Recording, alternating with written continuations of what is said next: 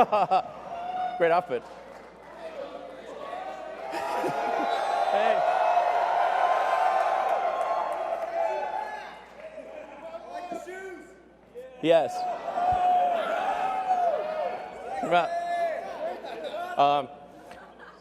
Yeah. Well, everyone, welcome to the Tesla Design Studio, where we've held many product unveilings before. I hope you guys all have a really great time tonight. I think I've never seen so many cameras in my entire life. This is cameras everywhere.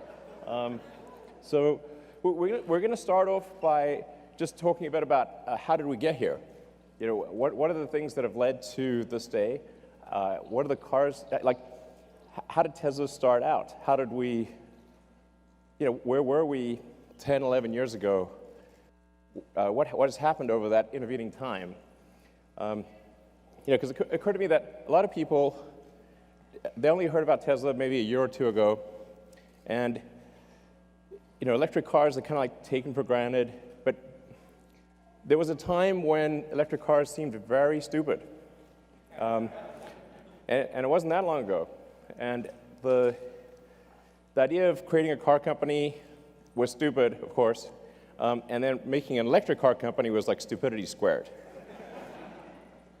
And so let's take a look at the first car we ever made, the Tesla Roadster. Yeah.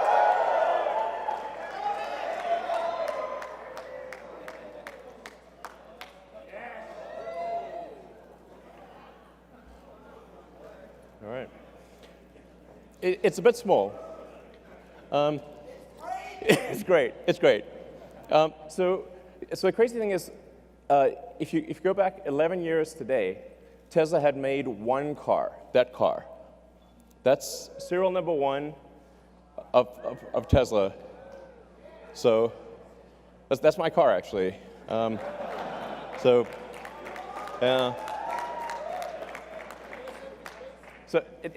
on February 2008, we'd literally only made one car, that car. And it didn't really work very well, I have to say. It broke down a lot. And it took us another 3 months just to make the second car. And now we've made about 550,000 cars. Yeah.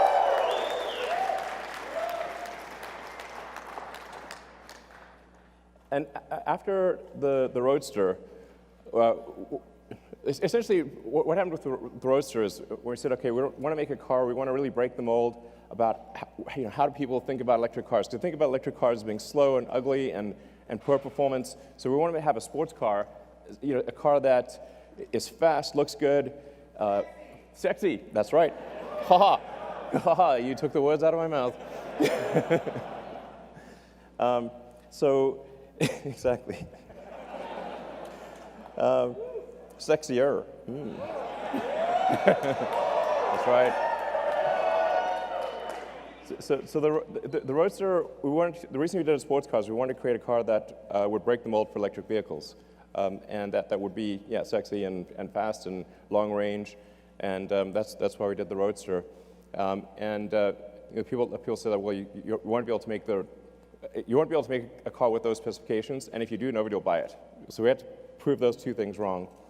And then after we made the Roadster, they said, okay, sure, you can make some toy sports car, but you can't make a sedan. There's no way you could compete with the luxury sedans that are gasoline, because they're the best. And there's no way you could make an electric car that's like that. So we did.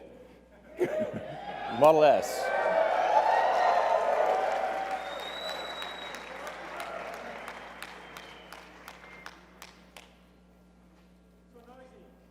Exactly. So noisy. Where are all the fumes? Where's the exhaust pipe? Where do you put the gasoline?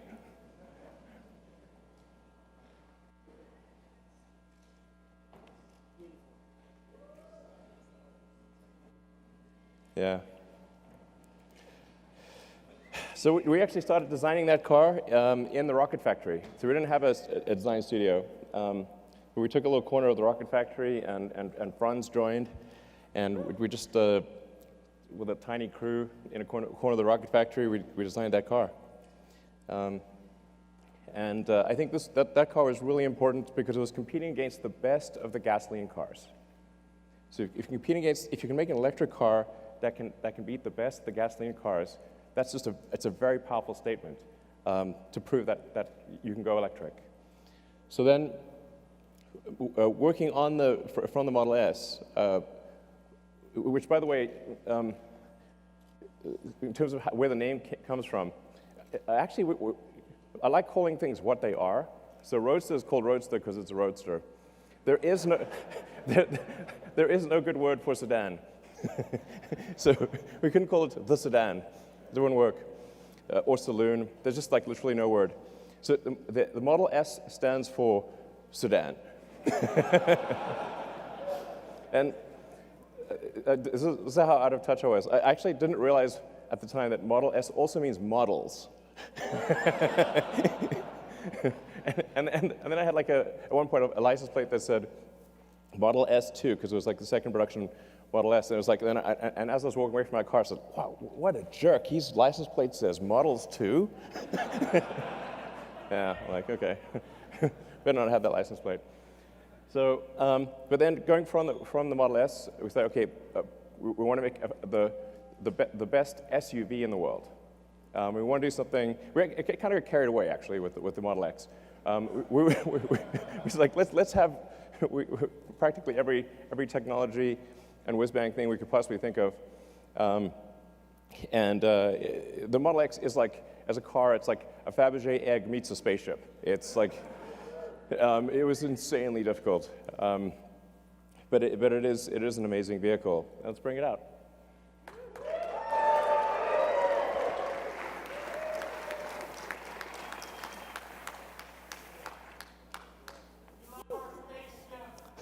Cool.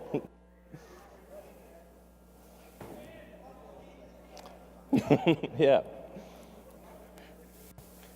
You can see a certain position forming, maybe. So, the Model X, like I said, it really feels like a Fabergé egg spaceship, it's X for crossover SUV. But then after we had the Model S and Model X, I thought it'd be pretty funny if we had the Model E. But then like Ford threatened to sue us. Ford killed sex. But I said, what if we call it the Model 3? Because that's completely different from me. They said, that's fine. So we have the Model 3. Let's bring out the Model 3.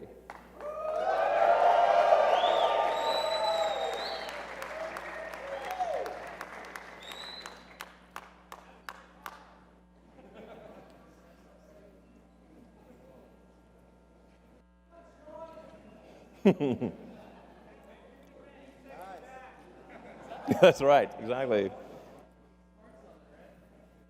Exactly, Smart Summon with a person.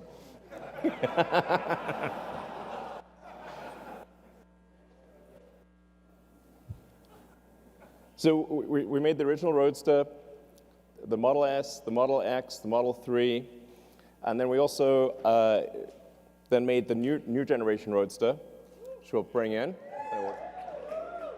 Sweet. Hey, sure. Yeah, my man! So, yeah, here we have the original Roadster, the new Roadster. Yeah.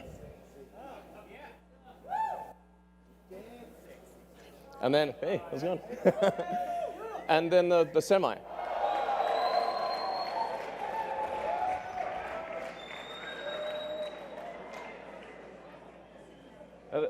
Actually, the Tesla Semi drove here nonstop all the way from the Bay Area.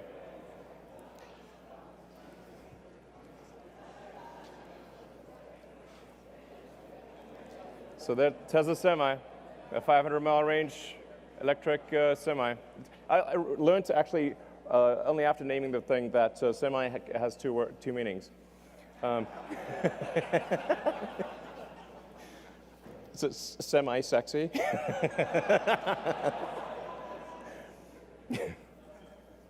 So, yeah, so we're really excited about bringing those products to market.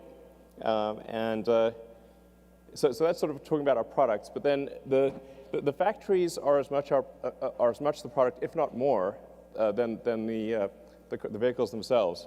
In fact, I really think like the difficulty and value of manufacturing is underappreciated. It's insanely difficult. It's like relatively easy to make a prototype and extremely difficult to mass manufacture that prototype or to mass manufacture a vehicle reliably and at scale. I mean, even for rockets, I'd say it's probably a factor of 10 harder to design the manufacturing system for a rocket than to design the rocket. And for cars, I'd say it's maybe 100 times harder to design the manufacturing system than to design the vehicle itself. That's what the Fremont, I don't mean to have it in black and white. It's like, it's not so long ago. They didn't even have color cameras back then. It was 2010. But it was very bleak. It's like essentially when we acquired the Fremont factory, which used to be called NUMMI, people sort of thought, oh, you've got a car factory. Now, if you have a car, they sort of think if you have a car factory, you can just make any car. It's like, no, that's like saying you've got a box. And that box can have anything you want in it. No, only if you make the thing in the box. Although we did get get a very good deal on the NUMMI factory, Toyota and General Motors actually took all of the good equipment out, and anything that was like so useless it wasn't even worth the scrap was left.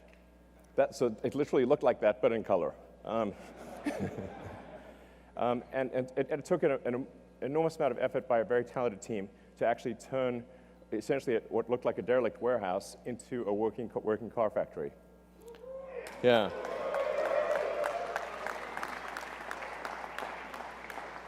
So, and in fact, like today, the Fremont factory, which is an enormous building, I think it's like the second or third biggest building in the world by footprint, is so dense, so densely packed with people and robots. Well, this picture has like robots, but there's 20,000 people that work at the Fremont factory across 4 or 5 shifts. So it's really a massive amount of people and robots. So it's like this giant cybernetic collective. So that was way harder than making the car, by far. I mean, it's worth noting, like the last time, at least in the U.S., the last time any car company achieved mass manufacturing was about 100 years ago. That is the last time, and then Tesla. It's literally that crazy. So, the issue is definitely not coming up with a car design. It is absolutely all about building the production system. You want to have a good product to build, but that's basically the easy part. Then the factory is the hard part. Then the challenge is like, okay, if we create a car factory, where the heck are the batteries and electric motors and power electronics going to come from? And that's where we need to say, okay, we better build something that's capable of 50 gigawatt hours at least of cell output, which at the time when we proposed the Gigafactory, I believe like total global output of lithium-ion batteries for all purposes, phones, laptops, certainly cars, anything, was about 30 gigawatt hours. So we're like, okay, well, just do the basic math. We need 50 gigawatt hours. So we better have a real big factory, or there's no way. So,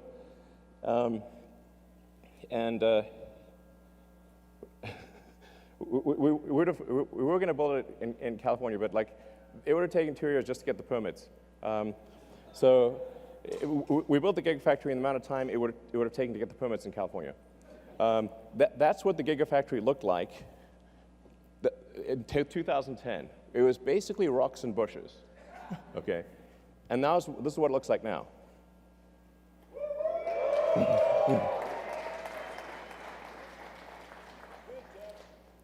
Yeah. So, and it's only about a third complete.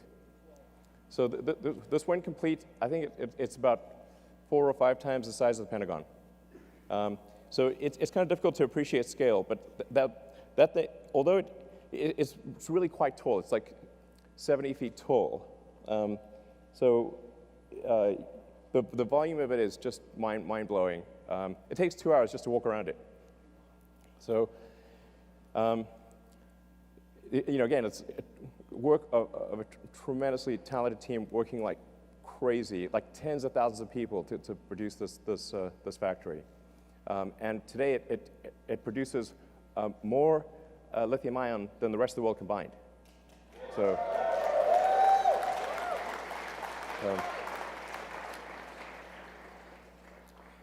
Now we're also building a factory in China, which I'm really excited about. As you can see, this very impressive. Very impressive. A large puddle. So when I was there in January, that's what it looked like when we did the groundbreaking ceremony, and this is what it looks like now, 3 months later. But this is what it will look like at the end of the year.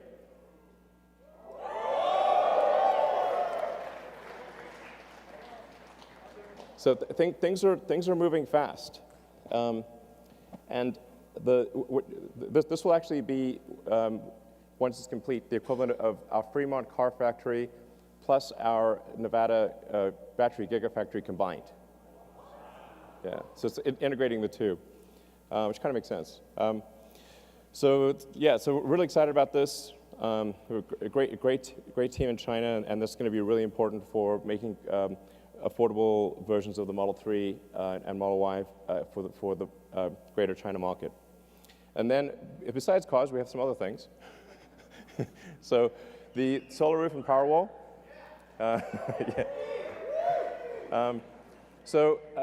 This is definitely going to be the year of the Solar Roof and Powerwall. Because of extreme challenges with the Model 3 production, we have to basically allocate all resources to Model 3 production because otherwise we're going to die. And so basically, it was pretty tight, I have to say. That was a hard one. I would say like 2018 was probably felt like aging 5 years in one. Honestly, it was really intense. So,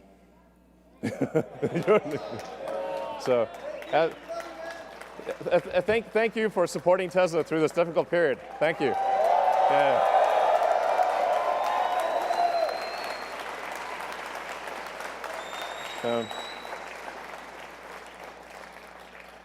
But now that Model 3 production is going pretty well, we're going to finally allocate engineering attention to the solar roof as well as the solar retrofit. I'm pretty excited about both the solar tile roof and the solar retrofit and Powerwall. Part of the reason we couldn't make Powerwall is we couldn't make enough cells. So we had to either allocate cells to the car or to the Powerwall. And I was like, well, we've got to make the cars. So then Powerwall got cell starved, basically. But 2019, so we are now going to ramp it up. And then PowerPack. So PowerPack is kind of like our industrial strength battery storage system. We did the biggest battery storage system in the world in Australia. And yeah, that was really super cool. And then we're doing one that's roughly a gigawatt hour scale in California. So just in Southern California, right nearby, we're building a gigawatt hour scale power pack. And so we expect this to ultimately be really critical for transitioning the world to sustainable energy. Obviously, you have to have sustainable energy production and sustainable energy consumption. So the sustainable energy production needs the solar panels plus the battery, because the sun doesn't shine at night, and then those electric cars, electric vehicles in general. Yeah.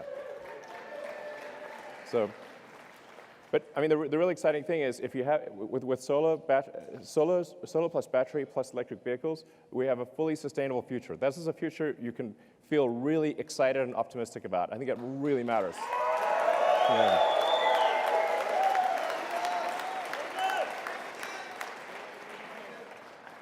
And then supercharging. So, the first, in 2010, we had 0 superchargers. So there was no, you couldn't really drive long distances with an electric car in 2010. So it was like, well, okay, we better have some high power chargers, otherwise it's going to be extremely inconvenient to drive long distances. Built into the Model S was a high voltage DC bypass directly to the pack, so you can just sort of mainline power right into the pack. And then we stick it, then nobody was building high power chargers, so like, okay, we better build these high power chargers because nobody's building them. And so we went from 0 superchargers to building a global network of superchargers. Yeah. Yeah, so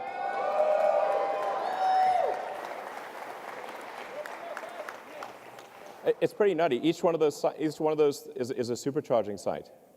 So supercharging team Tesla did an incredible job building a global network of superchargers that allow you to travel to a massive section of the world, basically anywhere in North America, almost anywhere in Europe, most places in China, not the Gobi Desert yet, but most places. We'll cover the Gobi Desert. We'll get there. And Saskatchewan, I swear to God, there is.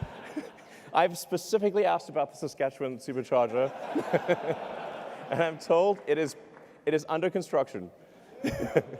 So, absolutely, I've asked about it like twice. I'm told it's going to be completed soon, and then you will actually be able to drive across Canada. So yes, Hawaii. Kazakhstan. Actually, we have some great supporters in Kazakhstan. I think we probably, we should have, we will build superchargers in Kazakhstan. There you heard it right here. Anyway, we're going to build a lot more superchargers. And we actually have version 3 of the supercharger that we just unveiled. And in fact, yeah.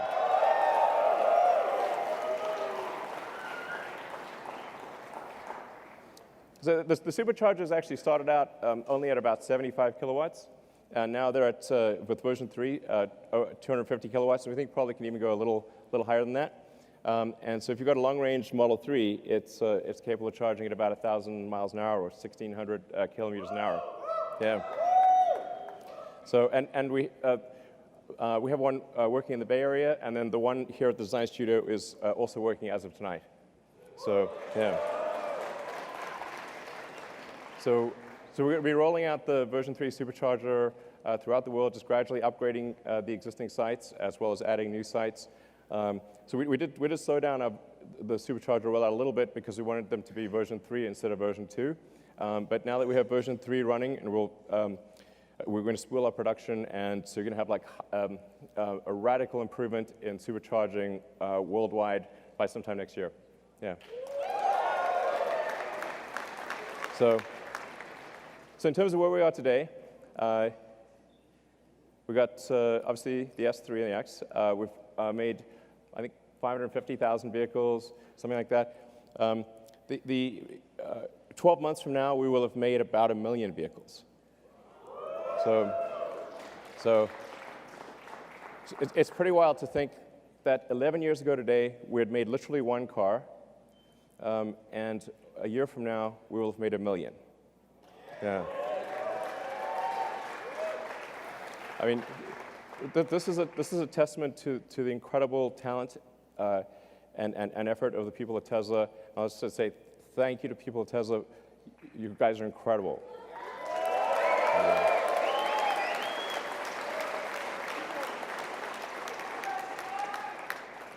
So, yeah, and 4 million tons of CO2 saved.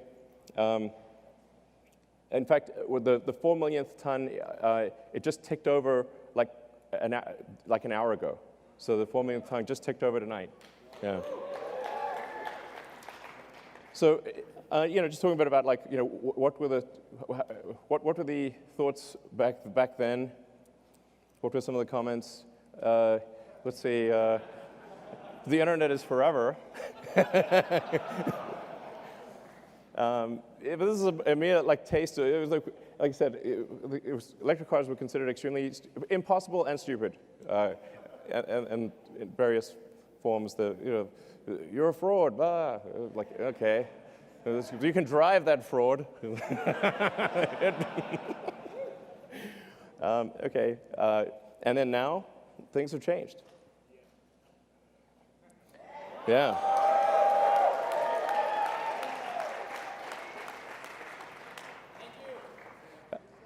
The goal of Tesla was literally this, is like, to what degree, in fact, when we created it, we're like, okay, the fundamental historic good of Tesla should be measured by the degree to which we accelerate the advent of sustainable energy and transport. And our goal all along has been to try to get the rest of the car industry to go electric. We did a joint venture thing with Toyota and with Mercedes. We open sourced our patents 3 or 4 years ago. Made them freely available, so it's extremely rewarding to see that the rest of the industry is going electric. This is great.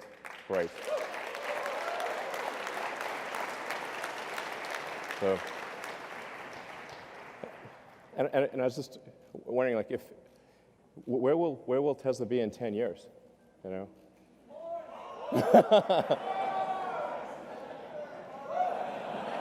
Mars.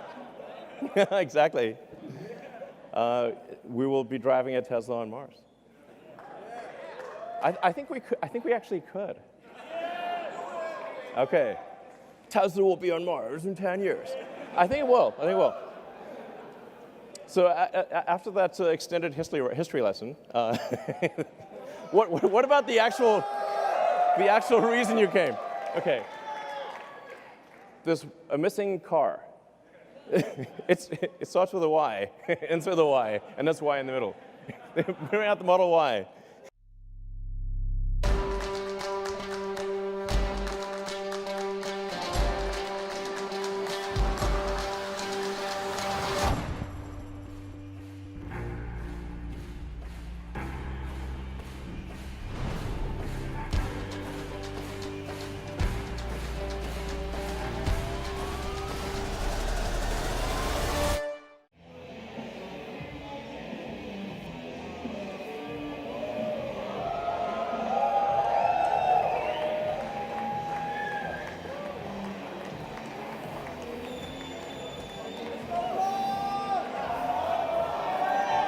Okay.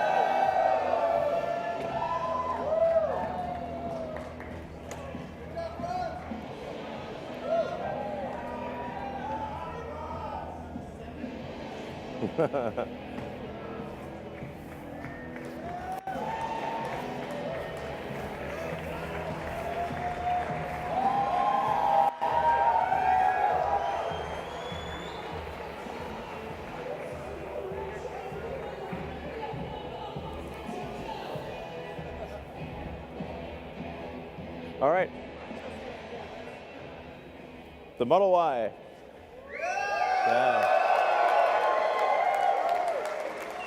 So, like the 3, it will be extremely safe. So that you may know the Model 3 has the lowest probability of injury of any car ever tested by the U.S. government.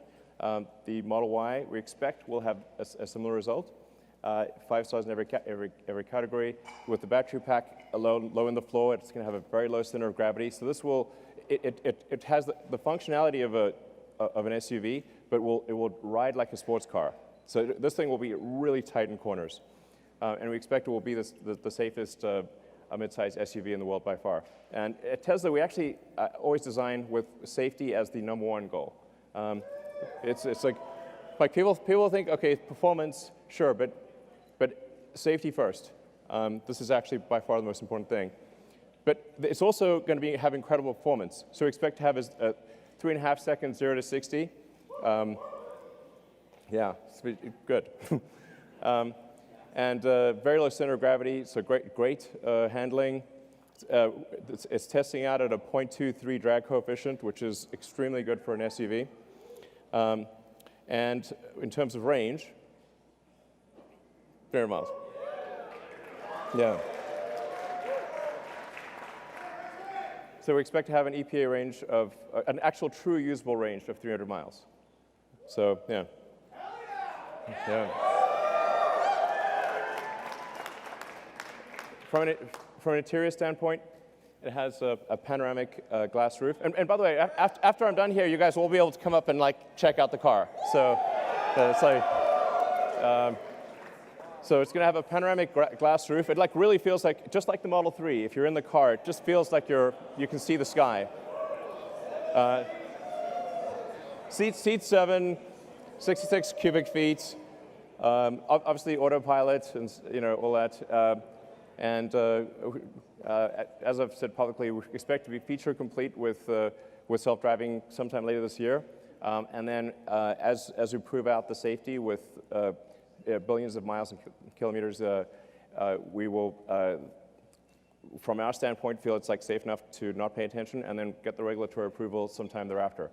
But the cool thing is feature complete. Like it'll be able to do basically anything by the end of this year, just with software upgrades, which is pretty cool. So the basically long range one we expect to be about $47,000. And then sometime in 2021, we'll have the sort of standard version, which will have a $39,000 price point. So, yeah.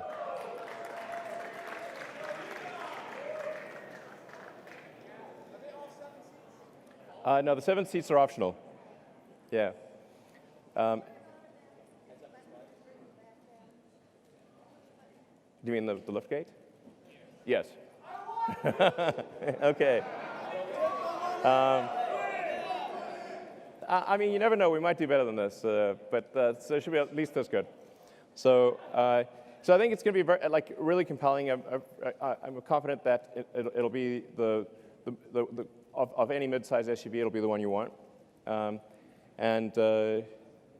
I think it'll probably sell. I think we'll probably do more Model Ys than S, X, and 3 combined, most likely. Yeah. So. So there you have the sexy presentation. So, all right. Thank you all for coming. Those of you who are here and those of you who are watching, thank you very much for your support over the years. It's been, a hell of a ride. I love you too. I love you too. We are bringing sexy back quite literally. All right, thank you.